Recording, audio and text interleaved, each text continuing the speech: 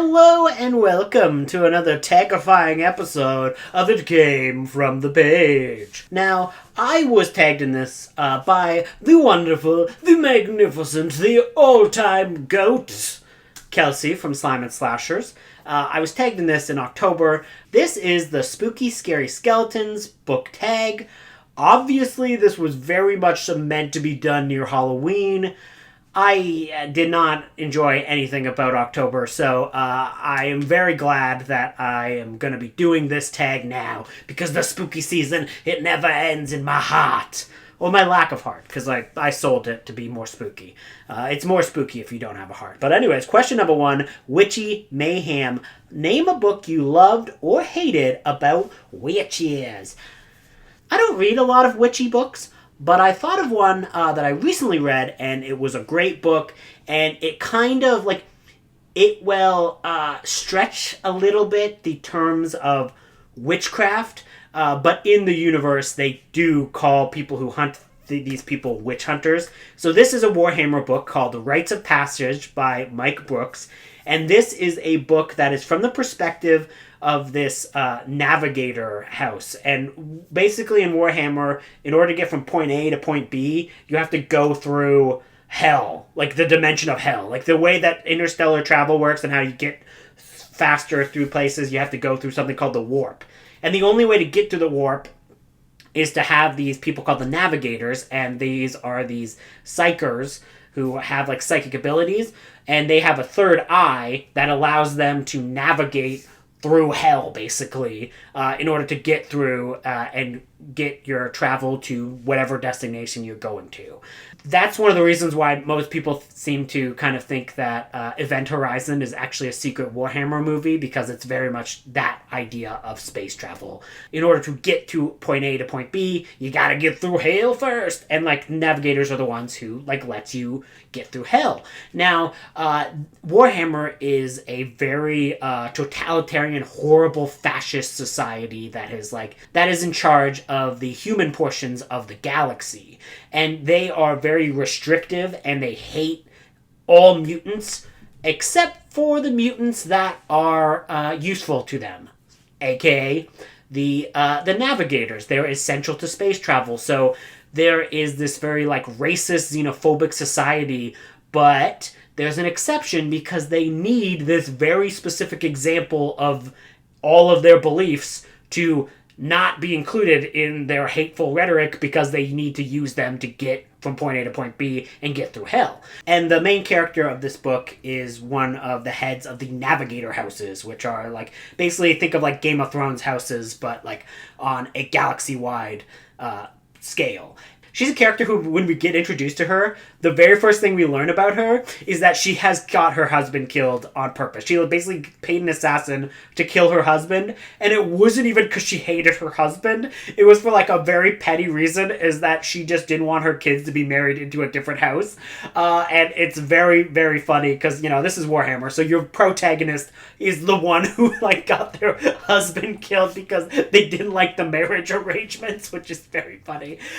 But through the adventures and through following her journey, they come across this chaos cult that they have to combat near the end of the book, and one of the members of that chaos cult is a witch, quote unquote, and this is this woman who has the psychic ability of pyrokinesis, so she can basically set things on flame and do all of these awesome abilities and stuff. So it was very interesting, because that is the kind of quote unquote mutant that this society looks down upon. And this book is really about the dichotomy between the stupidity of this system and how terrible fascism is, and it really takes and dismantles the systems that are in this fictional universe in a really interesting and good way, which is why I guess it was when it came out in 2019, I guess it was the head of some culture war, because I looked at the Goodreads, and when you show up to the Goodreads,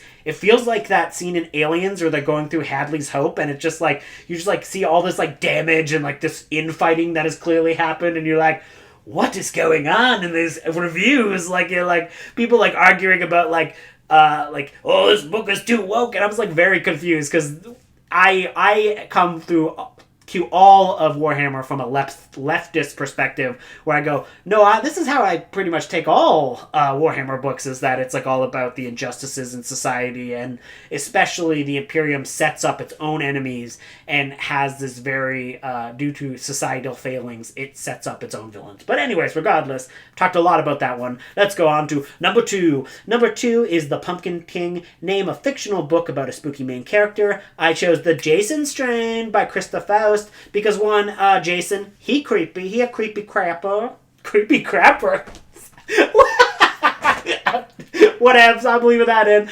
But not only him, but everyone else in this book are also pretty despicable, because this idea, the plot of this book is that this reality show puts all of these convicted criminals who have done horrible things on an island, and they must fight to the death, and whoever survives, gets a reward and gets their sentence, commuted.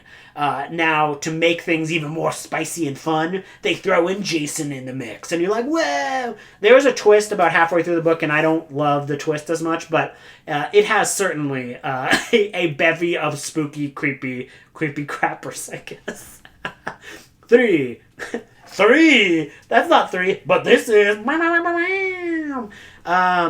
Orange Fever.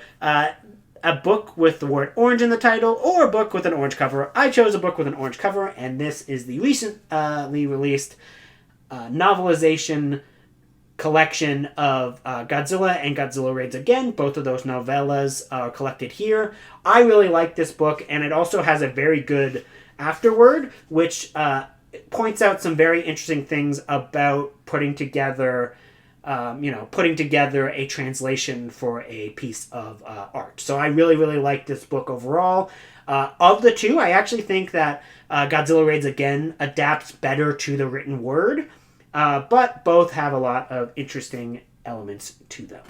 Number 4, Ghouls and Ghosts, a book that you love about ghouls or ghosts. I chose The Haunted Forest Tour, which is one of my favorite, just wild books, because it's got everything, man. You got monsters, you got weird aliens, you got demons, of course, you got ghosts, you got ghouls, you got every conceivable weird creature imaginable are all in this one story. The plot of this story, it's basically Jurassic Park, but what if Jurassic Park was a haunted forest full of every creepy crawly that you've ever imagined in your wildest nightmares? And yeah, this book is great. It's wild, it's fun, it's silly, it's pretty dumb, and I love it all for that.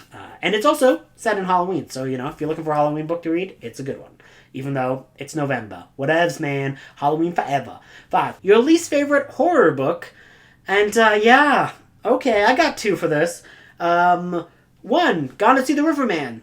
Absolute trash, in my opinion. I hate that book so much. It's just like, hey, you want ableism with the side of shit writing? It's like, no, bitch. Get out of here. Don't give a shit.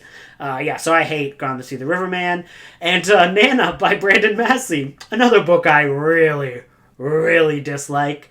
There once was a video of me reviewing that on this channel. It no longer exists for reasons. 6. Gothic Wonders. Your favorite Gothic-themed books you've read in the past 5 years. For me, this would be In Search of Frankenstein by Radu Florescu. I like In Search of Dracula as well, but I think In Search of Frankenstein really captures what was going on in the Gothic landscape prior to and after the release of Mary Shelley's Frankenstein, going through all the history of some of the areas where maybe she got some of her ideas from, looking at some of her contemporaries, what were the other people in that very famous group writing at the same time, what was her backstory, what is the history and story of Mary Shelley.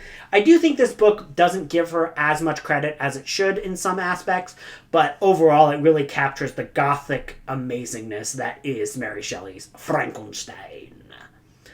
Number 7, Magics and Potions, a fiction or non-fiction book about magics and potions. I chose the recently released Bookshops and Bone Dust, which is a prequel to Legends of Lattes. I loved Legends of Lattes so much. I actually think I liked Bookshops and Bone Dust a little bit more. They're both 5-star reads for me. Both embody this cozy atmosphere. And some people say that there aren't high stakes in these ones, but I think that, like, your livelihood, how you live, like, how do people view high stakes? Because you continue to be able to exist and support yourself with a business or doing something small like that. That's how you live. That's how you, like, get food on the table. That's how you make sure you don't die. Whether or not you keep or lose that is huge. Those are huge stakes. And both of these books are very much focused on that. If you never read any of these, you could start with either, to be honest with you. Like, I don't think that it's a prequel, but it can just be a standalone as well. It's really good. The plot of this is that Viv, who is a young orc who's just getting into the adventuring lifestyle, and she gets a little bit too zealous while trying to take out a necromancer and ends up with a pretty nasty broken leg, and she has to spend some time in the seaside small village and try to just, keep herself occupied until she can be healed and she can rejoin her party to, like, go back and do all of the magic-y funness that she is desiring. And there's a lot of really great characters in this book, and it has, like, a great atmosphere. And, like, the fact that she's injured and walking with, like, a cane, I think that maybe, like, that aspect's kind of, like, hit me a little bit harder, because, that's how I live my life, I walk with a cane. I can't do a lot nowadays, like, post-stroke. So, like, I think all those little elements are kind of tied together and just made, like, a wonderful, wonderful book. So, Bookshops and Bone Dust. Bam! Boosh! 8, Black Cats. A book about cats, or a book with a cat as a side character. If only we knew someone who wrote books about Criminali's cat books, Criminali's cat books, Criminali cat book. A Cat Called Hope. Look at them all. There's a Cat Called Hope's Christmas Carol. There's an entire saga. Actually, there was. I don't know, I think Criminali, made it disappear from the internets and then is re-editing it and reposting it soon. If that hasn't happened yet, Ollie, get on it. Because I love this. This A Cat Called Hope it's basically like a series of kind of crime-ish stories from the perspective of a cat who's trying to protect its new family. And the perspective of the cat is really interesting. It really has a great style and flow to it. And I just think it's a really sweet book as well. And I loved all the Cat Called Hope books. So I think they're all magnificent. So anyone you check out is very much worth it. If Ollie has made him available again. I hope he has, because they're actually quite good. Get on it, Ollie. 9, Spooky Scary Skeletons. A book that sent shivers down your spine. Get in my swamp. Get in my swamp. You might be like, Andrew, what is Get in My Swamp? Well, folks, Get in My Swamp is Shrek smut. And it fucking sucked. By someone named GM Ferry. One of the worst books I read all year. Get in My Swamp, an ogre love story. If you just look at the cover, the first thing you notice is you're like, wait a minute, this is a Shrek smut book? Why is Shrek ripped? Why is it a ripped ogre man? If that's the entire point of Shrek. Shrek is a tubby tubberson. He's the dad bod. He embodies the dad bodness of it all. He eats onions and has stinky farts. Like, that's his entire personality. And, like, the entire point of the Shrek movies is, like, accept yourself for who you are when you can find love. And then all of a sudden someone is like, yo, I'm going to write a Shrek smut and I'm just going to make Shrek ripped. And you're like, what's the fucking point? What's the fucking point? Now it's just monster smut. He ain't Shrek. If he ain't that, he ain't Shrek. Anyways, that aside, the rest of the book is just shit, too. I hated this book, and it just shrivels down my spine. Well, bye.